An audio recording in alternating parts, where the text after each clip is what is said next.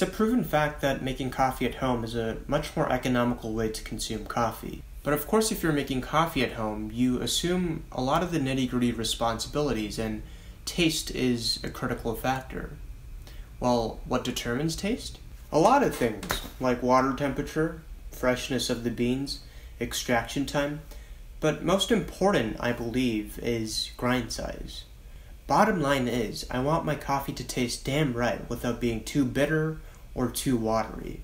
Well then, how does grind size affect coffee taste? Coming up next. Hello, what's up guys? It's Harry with another video, and today we're going to do 3 experiments with a coarse, medium, and fine grind size. Of course, we're going to use the same water temperature and the same beans, Costa Rican beans this time. Okay, for normal pour over, though depending on the dripper, you usually want the bean to be somewhere around medium grind size. But of course it depends on the dripper, as I say again. For example, on the Kalita Wave, those flat bottom drippers usually require a little bit coarser, medium coarse grind, but you sort of want it in the medium range. But what happens if you grind it too coarse?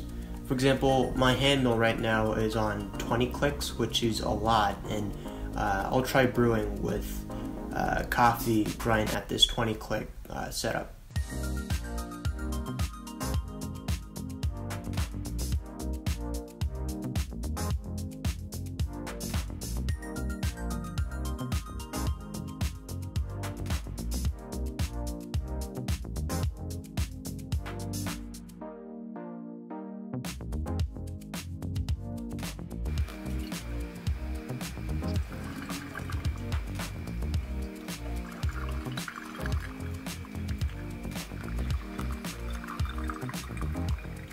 Alright, let's give it a shot.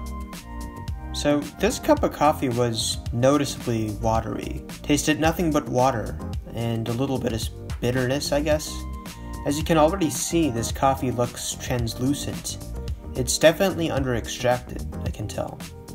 The coarse grind size may save you some time, but will result in a coffee tasting water. Well, that's an actual thing, but we digress.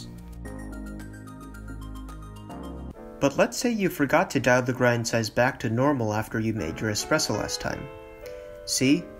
These are almost the size of table salt, a little bit smaller I guess, and I see a lot of microgranular pieces that just look like dust particles. Let's get to brewing, but I have a bad feeling about this. Well, grinding this, first of all, was crazy tiring. I had to switch back and forth between my left and right arm, and I definitely got a great forearm workout for today. It took me 5 minutes to just grind, and I went ludicrous mode on it.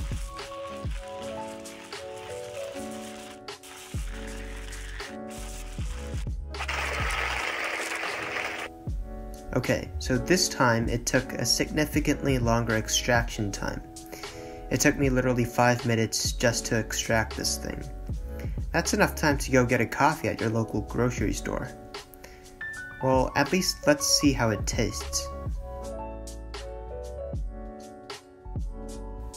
Oh dear God, this tastes horrible.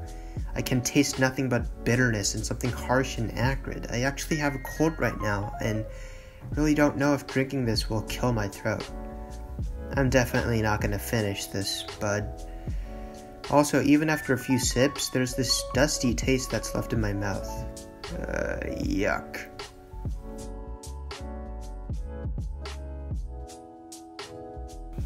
Okay, so here's what you should be doing. See, this is the right grind size for this specific coffee.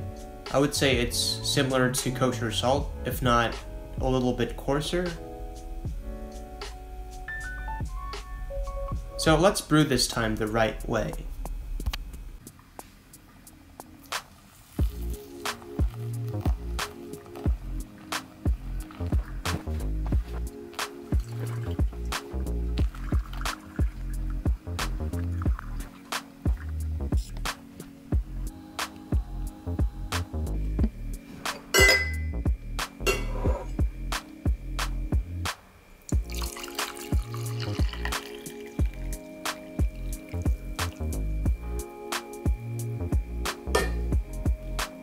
So let's get digging.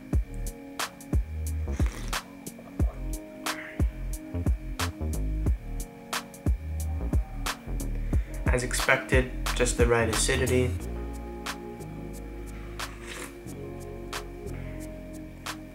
A little bit of bitterness at the end. And I don't feel this is too watery, too bitter, or anything. I think this is just the right and balanced coffee. So in summary, the medium grind resulted in a well-bodied, right acidity, right bitterness cup of coffee. As seen from today's experiment, grind size is super important when it comes to home brewing.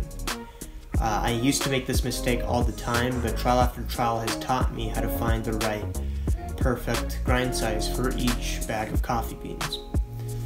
Well, I understand that it's kind of tricky and time consuming, but I don't recommend, because of that, going to the supermarket and buying pre-ground beans, because that immediately increases surface area, thereby making the coffee go stale and go bad real quick. But anyways, today we've learned how to dial in the right grind size, how to figure that out. Try experimenting at home, and I guarantee you'll get there. Thank you so much for watching, and please subscribe and like this video if you found the content helpful. I look forward to seeing you all in another video.